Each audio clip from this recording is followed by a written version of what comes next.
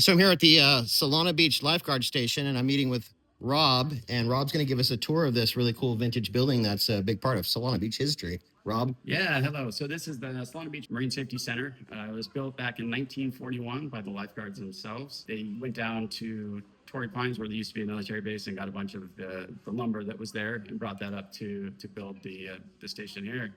And it's pretty much the same exact building as it was back then. There's been one little addition on the north side of the building where they've added a garage and a first aid room. But other than that, it's the same exact building that it was back then in 1941 when they built it. How long have you been here? I've been here since 1995. I started as a seasonal lifeguard and worked my way up, became a permanent. Now I'm a marine safety sergeant here in Solana Beach. Super rad. Some of the interesting things are all of these vintage photos. Back when they first built the station, it was the county lifeguards that they guarded from the border basically up to where the city of San Diego started. And then the city of San Diego had their own lifeguard department, and then they guarded from the northern border of the city of San Diego all the way up towards Carlsbad. Wow. Where's that one? Oh, I love that ATC. Yeah. That's so cool. Yeah, so you can see in all these old photos that we have that the equipment's changed over the time. And this board? This board was shaped by the lifeguards themselves back in the day. I don't know the exact date on that, unfortunately, but I think that dates back to the late 40s, early 50s. Okay, so you've been here for... I've been here for 31 years now. 31 years, yes. And here's a question. Yeah. Have you unstrapped that and paddled it out?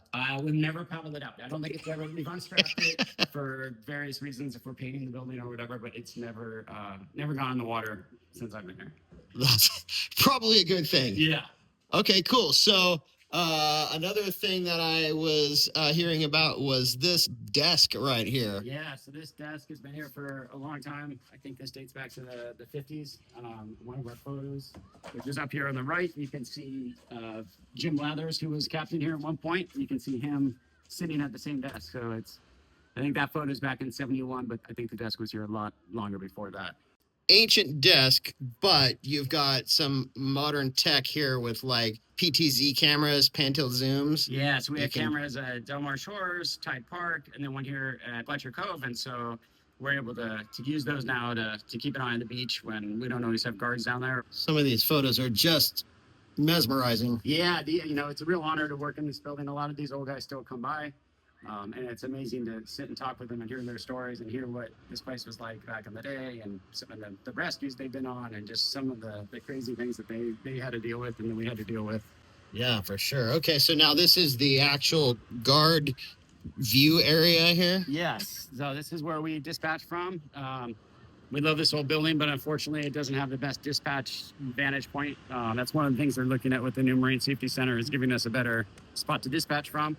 So we sit outside and dispatch from there. We're able to see the water, see the beach, and respond to anything that happens down here. So you say new Marine Center renovated or demolished? They're going to demolish it. They looked at a couple different scenarios. I guess it's been almost about a decade since they started that process again. And it just wasn't feasible to try to save this building. It wasn't cost effective. And with how busy the beach is now, we've outgrown it, unfortunately, as much as we love this old building. Sure. Oh, look at the phone center here. Someone can call 911 and get the lifeguard, or call the lifeguard station and get you directly on the phone. Exactly.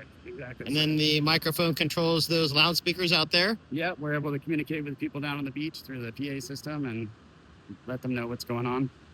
Nice. Okay, so what else you got going on here in this? Yeah. So over here we got where we treat stingrays. So here in Solana come on Beach, up. We do have a fair amount of stingray victims. So this got built since I've been here. We built an outdoor stingray basin, so we'll bring victims up here and treat them. If you get stung here in Solana Beach, flag down one of us, and we'll bring you back here and treat you. Awesome. All right. So can I see the rest of the building? Yeah. So we'll come in here. This is the first aid room / kitchen. So we do have all of our first aid equipment in here. Serves as dual purpose. Sure. Kitchen as well. We are here for 10 hours a day, sometimes 12 hours a day. So we try to eat here so that we're always around if something does go down. Sure. So, all right. And here we got our small little bathroom, which is our changing room for the 30 plus guards that we have on duty during the summertime. So 30 guards. That's a good reason to upgrade the building. Yeah. Right there. Okay. And then here's our north garage where we somehow park 2 trucks in back to back. And this is the one new part of the building that they've added on. So this they added on, I think sometime back in the late 60s. And then we've got our south garage, which is part of the existing building. One of the cool things about this place is that the guards knew that they needed a lot of storage, so they really utilized every aspect of the building. So even though we don't really have a true second story, we've got all the storage space upstairs where we can store all of our equipment, extra first aid supplies, paddle boards, and then we'll squeeze in our UTV and our jet ski, one of our jet skis in here at night. Okay, so question. As a photographer, I end up meeting a lot of people on Instagram. Some of them are guards, and I notice some of the names on these that are people that I've met just through my fun art form here. Yep. But I see we're in Fletcher Cove, and I see Fletcher here. Yeah, so one of our guards, seasonal lifeguard Grant Fletcher, he is the either grandson or great-grandson of Colonel Ed Fletcher, who created Fletcher Cove here. He was the gentleman who brought water to the area and then wanted a place to launch boats from at high tide, so they used high-powered water cannons to create Fletcher Cove here. Oh, so awesome. That's how Fletcher Cove was created, and that's why it has his name on it. Man, what an interesting history, and I can understand why it means so much to the people who have worked here and been around here for a long time, and I greatly appreciate the tour. Yeah, my pleasure. Always happy to give people tours if they come down. We do have a lot more photos that'll be going up that are historical. We worked with the Historical Society to digitize all those photos, so we're just getting them back right now. So if we're not too busy and there's not too much going on, if you ring on the door and ask for a little tour, we can give you a quick tour of the station. Awesome, man. Thanks so much, dude. Thanks so Super much, Brian. appreciated. Yeah, I appreciate it. All right, so that was a pretty cool tour of the facility here. You always see it, but you never really get to go inside. And the thing that actually attracted me to come over here to meet with Rob was that he contacted me through Facebook and asked me for permission to use this photo that I shot from the bluff where I live, which is just south of here, for the cover of the Tide Tables book.